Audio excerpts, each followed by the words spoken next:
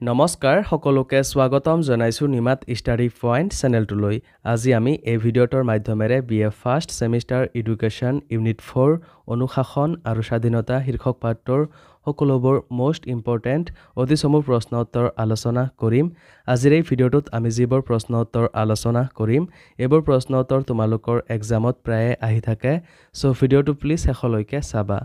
যদি তুমি এতিয়ালৈকে এই চেনেলটো সাবস্ক্ৰাইব কৰা নাই তেন্তে প্লিজ চেনেলটো সাবস্ক্ৰাইব কৰি দিবা আৰু এইটো ভিডিঅ' তোমালোকৰ বন্ধু-বান্ধৱী অথবা এডুকেশ্যনৰ হোৱাটছআপ গ্ৰুপত শ্বেয়াৰ কৰি দিবা মৰমৰ ছাত্ৰ-ছাত্ৰীসকল এইটো ভিডিঅ'ৰ ডেসক্ৰিপশ্যনত বিএ ফাৰ্ষ্ট সেমিষ্টাৰ এডুকেশ্যনৰ সকলো ইউনিটৰ ভিডিঅ'ৰ প্লেলিষ্টৰ লিংক দিয়া আছে তাত ক্লিক কৰি তোমালোকে সকলো ইউনিটৰ ভিডিঅ'বোৰ চাই ল'বা সবলা তেন্তে বেছি পলম নকৰি আজিৰ ভিডিঅ'টো আমি আৰম্ভ কৰোঁ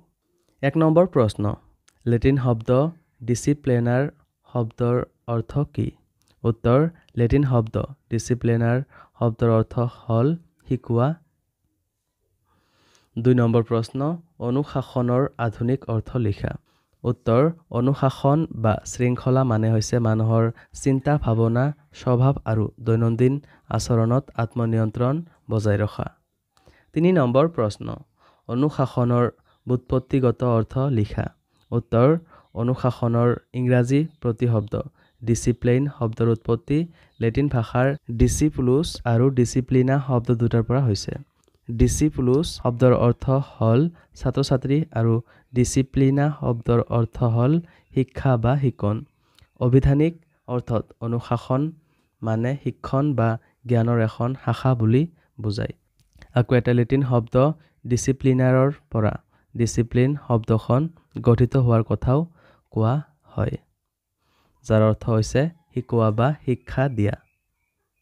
মৰমৰ ছাত্ৰ-ছাত্ৰীসকল ভিডিঅ'টো আগবঢ়োৱাৰ আগতে এটা সুখবৰ তোমালোকৰ বাবে আমি অতি কম মূল্যত মাত্ৰ 49 টকাত BA first semester education complete question answer guide প্ৰস্তুত কৰিছোঁ য'ত প্ৰতিটো ইউনিটৰ A to Z প্ৰশ্ন উত্তৰসমূহ বিশদভাৱে আলোচনা কৰা হৈছে যিবোৰ প্ৰশ্ন উত্তৰ পঢ়িলে তোমালোকৰ পৰীক্ষাত 100% কমন পৰাটো নিশ্চিত যোৱা বছৰ প্ৰায় 5000ৰো অধিক ছাত্ৰ-ছাত্ৰীয়ে এই ই-বুকটো কিনিছিল আৰু তেওঁলোকে পৰীক্ষাত ভাল ফলাফল দেখুৱাবলৈ সক্ষম হৈছিল তোমালোকেও যদি মাত্ৰ 49 টকাত এই ই-বুকটো পাৰচেজ কৰিব বিচৰা তেন্তে এইটো ভিডিঅ'ৰ ডেসক্ৰিপশ্যন বা পিন কমেণ্টত দিয়া লিংকত ক্লিক কৰি ই-বুকটো ডাইৰেক্ট ডাউনলোড কৰি লৈ লোৱা অথবা স্ক্ৰীনত দিয়া হোৱাটছআপ নাম্বাৰত আমাৰ টিমৰ লগত কণ্টেক্ট কৰি নিশ্চিন্ত মনে ই-বুকটো পাৰচেজ কৰি লৈ লোৱা ধন্যবাদ 4 নম্বৰ প্ৰশ্ন অনুশাসনৰ প্ৰধান শাখা দুটা কি কি উত্তৰ অনুশাসনৰ প্ৰধান শাখা দুটা হল বাহ্যিক অনুশাসন আৰু আভ্যন্তৰীণ অনুশাসন 5 নম্বৰ প্ৰশ্ন আদৰ্শবাদ দৰ্শনৰ মতে অনুশাসন কি উত্তৰ আদৰ্শবাদৰ মতে অনুশাসন মূলতঃ আত্মনিয়ন্ত্ৰণমূলক আত্ম উপলব্ধি নৈতিক বোধ আৰু আধ্যাত্মিক আদৰ্শৰ জৰিয়তে ব্যক্তিয়ে অনুশাসন সঠিকভাৱে পালন কৰিব পাৰে 6 নম্বৰ প্ৰশ্ন প্ৰকৃতিবাদৰ মতে অনুশাসন কি উত্তৰ প্ৰকৃতিবাদৰ মতে অনুশাসন হল এক মুক্ত আৰু স্বপ্ৰেৰিত কাৰ্য ইয়াত বাহ্যিক চাপ কঠোৰ নিয়ম বা বাধ্যবাধকতাৰ প্ৰয়োজন নাথাকে 7 নম্বৰ প্ৰশ্ন মুক্ত অনুশাসনৰ প্ৰধান সমৰ্থক কোন উত্তৰ মুক্ত অনুশাসনৰ প্ৰধান সমৰ্থক হল প্ৰকৃতিবাদী ৰুছো 8 নম্বৰ প্ৰশ্ন অনুশাসন আৰু আদেশৰ এটা পাৰ্থক্য লিখা উত্তৰ অনুশাসন আৰু আদেশৰ এটা পাৰ্থক্য হল অনুশাসন হৈছে উন্নয়নকামী আনহাতে আদেশ হৈছে সংস্কাৰকামী 9 নম্বৰ প্ৰশ্ন হিউৰিষ্টিক পদ্ধতিৰ উদ্ভাৱক কোন আছিল উত্তৰ হিউৰিষ্টিক পদ্ধতিৰ উদ্ভাৱক আছিল H.E. আৰ্মষ্ট্ৰং 10 নম্বৰ প্ৰশ্ন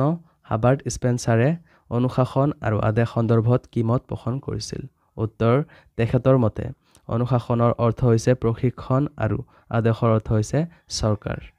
সো মৰমৰ ছাত্ৰ-ছাত্ৰীসকল আজিলৈ এইখিনিয়ে তোমালোকক যদি আৰু অধিক প্ৰশ্ন উত্তৰ লাগে অথবা এতিয়ালৈকে মাত্ৰ 49 টকাত BA first semester education complete question answer গাইডটো পাৰচেজ কৰা নাই তেন্তে এইটো ভিডিঅ'ৰ ডেসক্ৰিপশ্যন বা পিন কমেণ্টত দিয়া লিংকত ক্লিক কৰি ই-বুকটো ডাইৰেক্ট ডাউনলোড কৰি লৈ লোৱা অথবা স্ক্ৰীনত দিয়া হোৱাটছআপ নাম্বাৰত আমাৰ টিমৰ লগত কণ্টেক্ট কৰি নিশ্চিন্ত মনে ই-বুকটো পাৰচেজ কৰি লৈ লোৱা ধন্যবাদ